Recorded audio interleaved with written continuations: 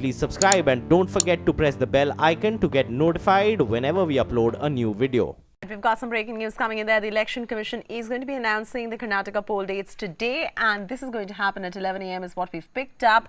Now, the polls will be carried out in May, and the BJP President Amit Shah, as we know, is rallying across the state ahead of the polls. So that's the latest coming in.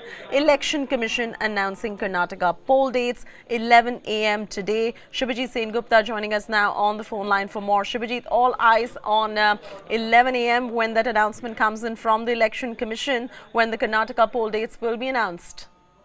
Well, absolutely. Between 11 to 12 in the noon, election candidates of Karnataka would be announced, and this is coming in this morning. And even as this would mean basically that the election code of conduct would be imposed, and the poll season will begin completely in full swing in Karnataka. So what we can expect is the elections to take place in the last week of April.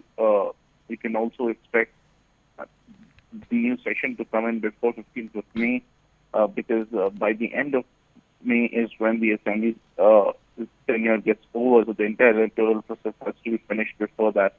It is going to be an interesting battle with the Congress and the BJP both gearing up for a massive fight between the two, and that's why it remains to be seen as which way things would go, but politics will certainly heat up given the fact that the dates of the Karnataka elections would be announced today. So what's your sense, and what are you picking up from sources in terms of the timeline of what the dates perhaps could be? I know these are conjectures because the tenure of the Karnataka Assembly expires on 28th of May, and before that a new house would have to get constituted.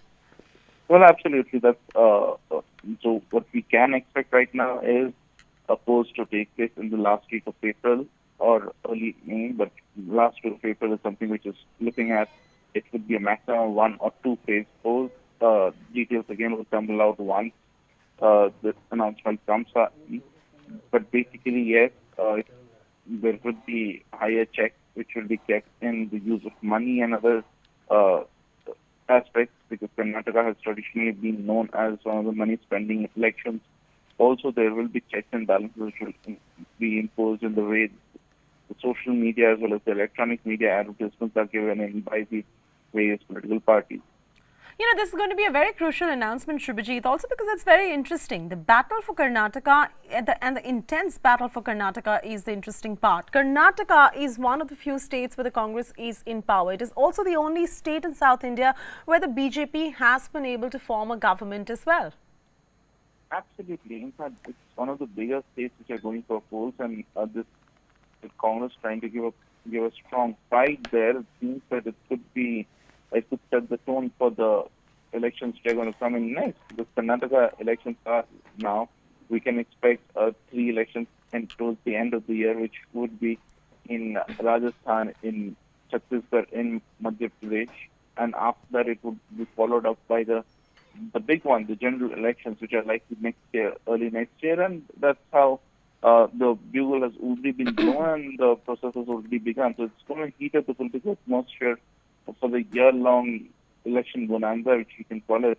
But yes, with Congress and the BJP both looking to take it all, it seems it's going to be a rather interesting election to watch out for. Very interesting as well. Of course, the BJP President Amit Shah also rallying across the state ahead of the polls. Day 2 of him being there in Karnataka, trying to woo the Lingayat community back. All right, that was Shubhajit with all the details. We're getting some reactions coming in there. Former Prime Minister H.D. Devegowda, he spoke to us, and this is what he had to say. How do you react to this? You've been called the B team of the BJP. How do you react to this? Rahul Gandhi was able to understand the Karnataka politics first. He was guided by the local leaders, and he is still a youngster. Let us be frank. He has to go a long way to develop his leadership first. I was the former Prime Minister who ruled this nation for 10 months. What I have done to the minorities, what I have done to the minorities as Chief Minister, as Prime Minister, he must realize first. Are you for such a movement, an anti-NDA front? I am confined myself for another 60-65 days to Karnataka. I am not going to scratch my head for national politics.